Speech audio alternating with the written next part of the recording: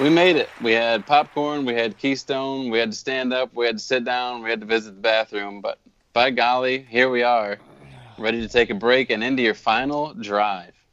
Yeah, my ribs are starting to get extremely sore from this very comfortable chair that I don't deserve to sit in, but I don't know how. The laying down feels good. That's the problem. It's the sitting like this that puts, it's bad.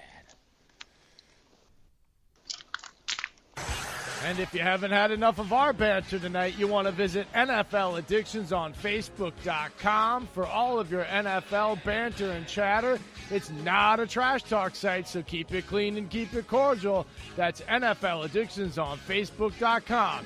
And if you still got an itch to scratch when you're done with that, you want to visit Raz Addictions on Facebook.com for their version of the raffle for all kinds of cool prizes, even a chance at winning some cash. You buy a $10 raffle ticket for a chance at winning $100. That's a chance at making 10 times your money. It don't get any better than that. That's Raz Addictions on Facebook.com for a chance at all kinds of cool prizes. Tell them what you've won, Dave. I've won everything from tailgating barbecue sets. That I have a Packers one that I won, folks, for $400. I put $40 down on the spot. I won it, and it was out of 20 spots. It's really worth it. I've also won helmets that are signed. I've won banners that are signed. I've won memorabilia rings. I've won footballs that are signed and other Packers knickknacks because that's my team. But go ahead and check them out. Cheap, affordable prices for certified, authentic stuff. That's Raz Addictions on Facebook.com. Go there, play, and win. And as always, you can follow us on Twitter at First and Goal Pod, myself at UPJ33, Dave is at Steak and Cheese, and the fantasy wonder himself, Dillon, at Dillon Busby1. Email us at firstandgoalpodcast@yahoo.com with all your football and Packer questions and comments, and you just might find yourself making the show live. That's firstandgoalpodcast@yahoo.com.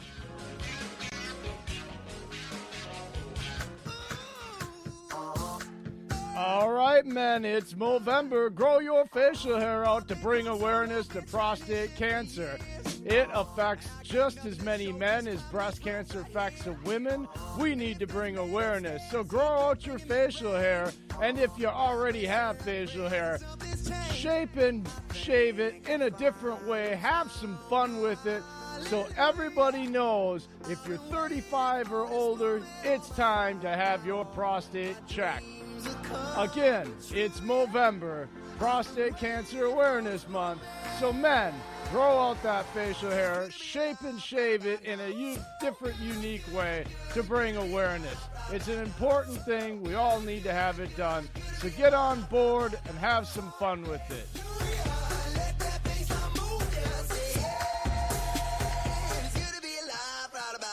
All right, it is good to be alive right about now, and we are back.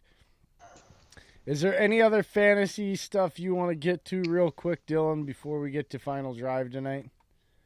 Well, I did want to reiterate, point out, re-emphasize that I think Ryan Griffin, tight end for the New York Jets, was showing a great rapport with Sam Darnold during the times he had to fill in. We were all waiting for the Chris Herndon train to take off, and it never even left the station.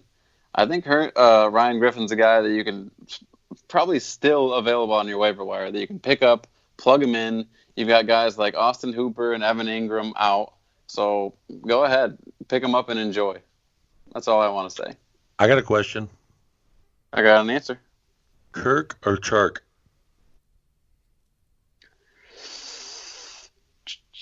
Kirk. I'm not going to burn you with that one again.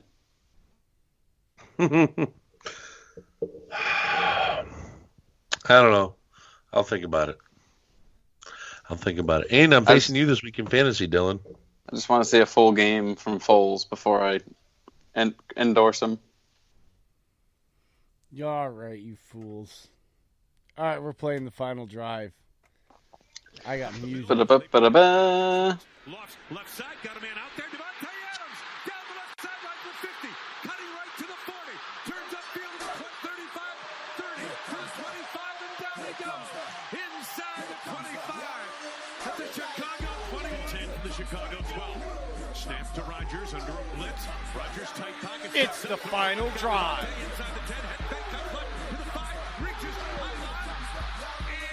and All right, here you go, guys. I'm going to ask you a question. You're going to answer it.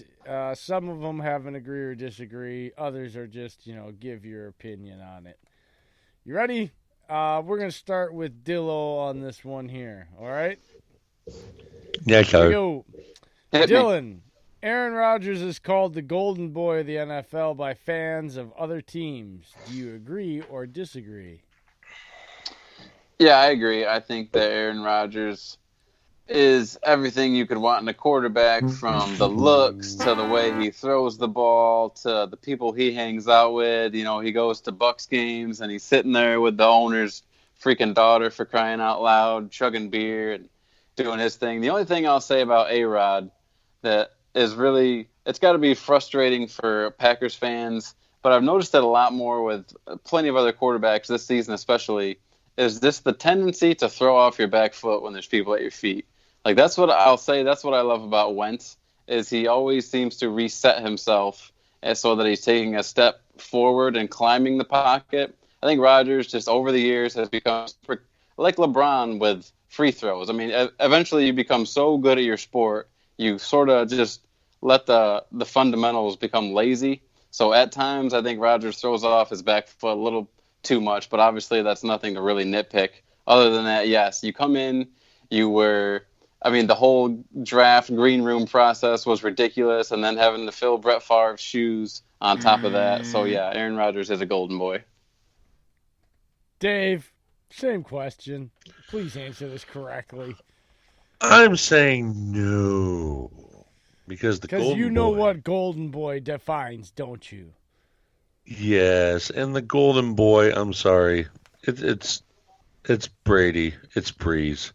They get the calls. I watched 2 weeks ago against the Chargers, Dillon. 4 penalties were not called on at Rodgers. We didn't complain about him. I'm just saying the fact of, if golden boy term is labeled with Rodgers, he's going to get the calls. There's been so many calls this season on Rodgers that have not been called. But, we've been winning, but they're still there. And Biggie, oh, look, my answer made him get so mad he left. He took off.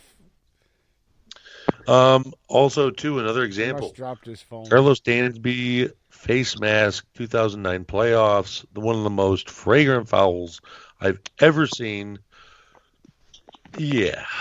And that ended the game. Yep. And even Rodgers was standing around just waiting like, dude, he literally had his wrist inside my face mask. So the golden boy, to me, goes to Breeze or Brady. It doesn't go to Rodgers. I can't do it. Not to the discount double check.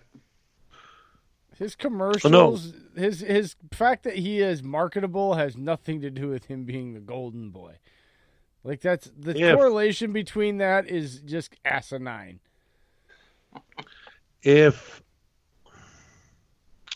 pass rushers try to copy the that discount double check move by Rodgers, they seem to get hurt almost right after. It's like karma. It's like letting them know, hey, you don't do that. Okay. That's enough now. Next question. We're going to start with Dave on this one. Drew Brees has not looked like the QB everyone expected coming back from his thumb injury. Is it the inevitable decline setting in, or is this his thumb still being the issue? I think it's his thumb. He rushed back too early. Teddy Bridgewater's getting basically a lock on the QB position, and I mean, who knows? Teddy could have gone 6-0, 7-0. I think they could have won the past 2 weeks with Teddy Bridgewater just fine and not had a problem. I think Drew definitely rushed back too soon.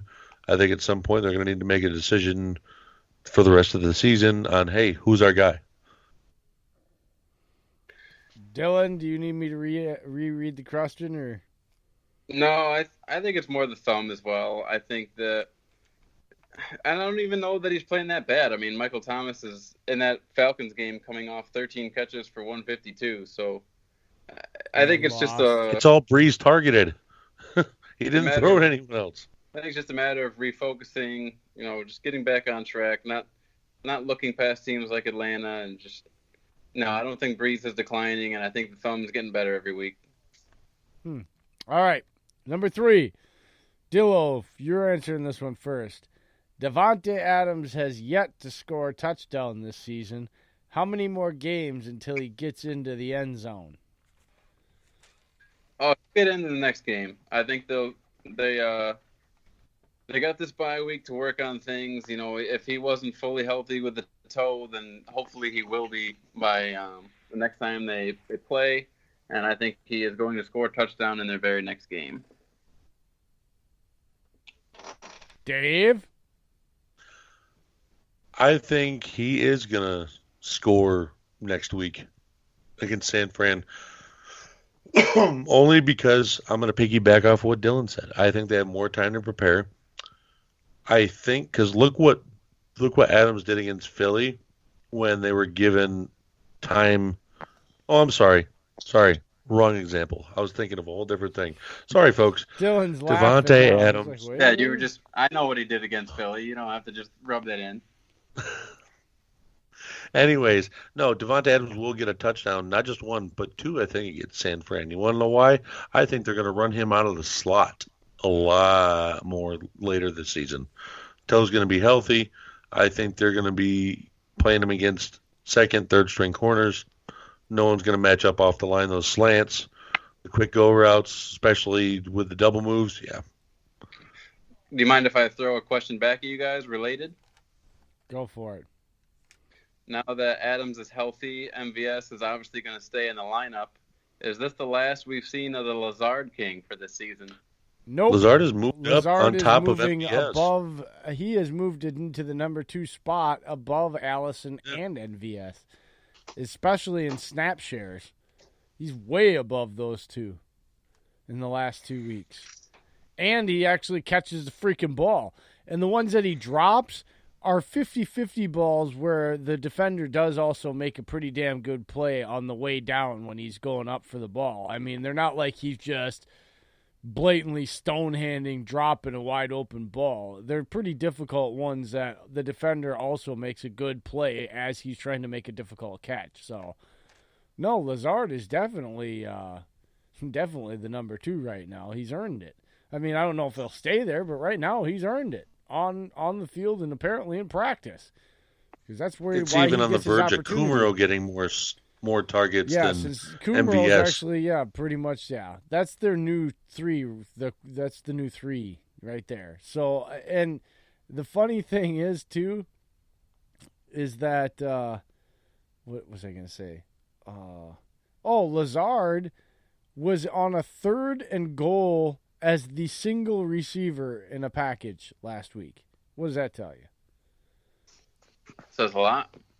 No Davante Adams. He was the single receiver on 3rd and goal. So that tells you everything. Because that doesn't just, like I told the guys on the post-game show, it's not like they just turn around and pick the receiver's name out of a hat for that play.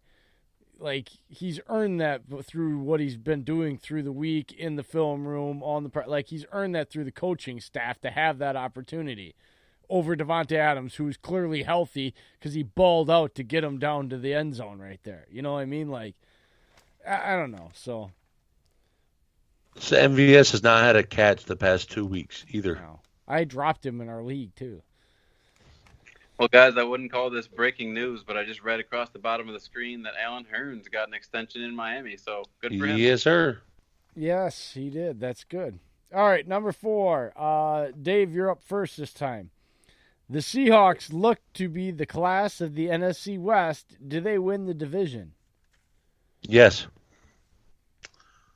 I think they're getting healthy and hitting their stride on their defense at the right time. Quandre Diggs was a very quality add in the trade. And then you also got Trey Flowers, who's he's had up and down last year, but this year he looks a lot more solid. I definitely think Seattle is the class of the NFC West. Like I said, San Fran is going to drop a lot more games than we expected to first start off with because of the fact that their record is 40-26-1 against opposing teams. I think Seattle, they play tough in every game. I have no problem putting them 11-5 in the NFC West.